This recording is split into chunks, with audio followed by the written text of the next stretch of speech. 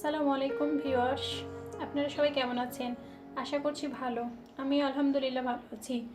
আজকে আবারও নতুন একটা রেসিপি নিয়ে হাজির হলাম। সেটা হচ্ছে চিংড়ি মাছ দিয়ে বেগুন মূলার ভাজির রেসিপি। এটি খুবই একটি সাধারণ রেসিপি, কিন্তু খেতে অসাধারণ লাগে। যারা কিনা মূলা খেতে পছন্দ করেন না, মূলা যাদের কাছে গন্ধ লাগে, তারা এইভাবে ট্রাই করতে পারেন। ইনশাল্লাহ আপনাদের ভালো লাগবে। এই জন্য এইখানে আমি মূলা নিয়েছি ছোট সাইজের তিনটা। মূলাগুলোকে আমি এইভাবে প্রথমে গোল স্লাইস করে কেটে তারপরে অর্ধেক করে নিয়েছি। সেই সাথে একটা ছোট সাইজের একটা বেগুনকে এইভাবে কিউব করে কেটে নিয়েছি। এইখানে চিংড়ি মাছ নিয়েছি, যে এরকম সাইজের প্রায় 50 গ্রাম পরিমাণ।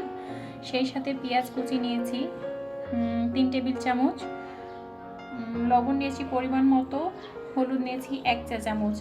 এইখানে ফোড়নের জন্য একটা তেজপাতাকে অর্ধেক করে টুকরো করে নিয়েছি, একটা শুকনো মরিচকে অর্ধেক করে নিয়েছি, আর 1/2 চা চামচ গোটা জিরা নিয়েছি। সেই সাথে 1 টেবিল চামচ রসুন কুচি এবং 3টা কাঁচামরিচকে কুচি করে নিয়েছি। সেই সাথে ধনিয়া পাতা নিয়েছি 2 টেবিল চামচ, এবং এখান থেকে রান্নার জন্য তেল নেব 2 টেবিল চামচ।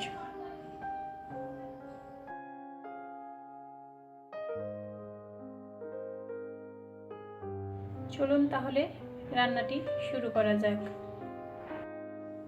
চুলাটা অন করে আমি একটা কড়াই বসিয়ে দিয়েছি। কড়াইটাতে আমি 2 টেবিল চামচ পরিমাণ সরষের তেল দিয়ে দেব। তেলটা একটু গরম হয়ে আসা পর্যন্ত অপেক্ষা করব। তেলটা গরম হয়ে গেছে। এখন ফোড়নের জন্য আমি গোটা জিরা, শুকনো মরিচ এবং তেজপাতা দিয়ে দেব। দিয়ে এটাকে হালকা নেড়ে দেব। আমি খুব বেশি ভাজবো না, বেশি ভাজলে পুড়ে যাবে। এটা হালকা নেড়ে এর মধ্যে আমি রসুন কুচি, কাঁচামরিচ এবং পেঁয়াজগুলো দিয়ে দেব।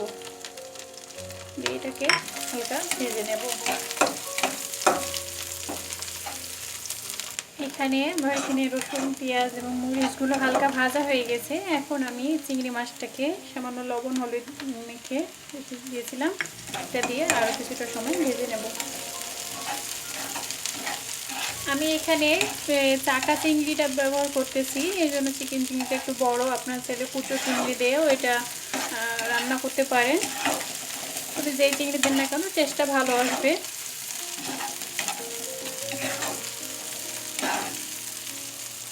চিংড়ি মাছটা দিয়ে আমার ভাজা হয়ে গেছে, আর বেশি ভাজবো না, তাহলে পরে চিংড়ি মাছটা শক্ত হয়ে যাবে, একটা রাবার রাবার ভাব চলে আসবে। এখন এর মধ্যে আমি লবণ হলুদটা দিয়ে প্রথমে আমি মূলাটা দিয়ে নেড়ে নেব।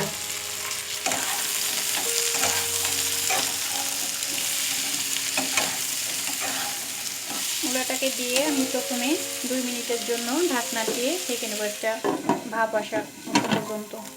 ফিরে আসলাম 2 মিনিট পর।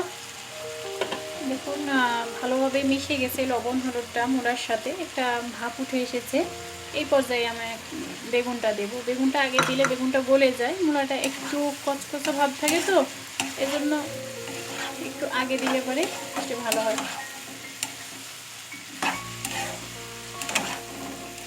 এখন আমি মিশিয়ে আবারও 2-3 মিনিটের মতো ঢাকনা দিয়ে ঢেকে দেব। ফিরে আসলাম 3-4 মিনিট পর, দেখি কি অবস্থা। আমি মাঝে 1 মিনিট পর একবার ঢাকনা দিয়ে নেড়ে দিয়েছি। দেখুন আমার এই ভাজিটা কিন্তু প্রায় হয়ে গেছে। এই পর্যায়ে আমি আর ঢাকনা দেব না, এখন আমি এটা নাড়তে থাকবো। দেখুন বেগুনগুলো সব সিদ্ধ হয়ে গেছে। এখন এর উপর দিয়ে আমি ধনেপাতা কুচিটা দিয়ে ভেজে নেব। এতে করে ধনেপাতার ফ্লেভারটা সুন্দরভাবে এর মধ্যে ছড়িয়ে যাবে। এই ভাজি তরকারিটাতে যদি আপনারা চিংড়ি মাছ নাও দিতে চান তাতেও সমস্যা নেই। চিংড়ি মাছ ছাড়াও এটা খেতে খুবই ভালো লাগে। এটা গরম ভাত, রুটির সাথে খুবই ভালো লাগে। যারা মূলা পছন্দ করেন না, তারা একবার হলেও এইভাবে আমি যে উপকরণগুলো ব্যবহার করছি সেটা ব্যবহার করে বাসায় ট্রাই করতে পারেন। ইনশাল্লাহ আপনাদের ভালো লাগবে।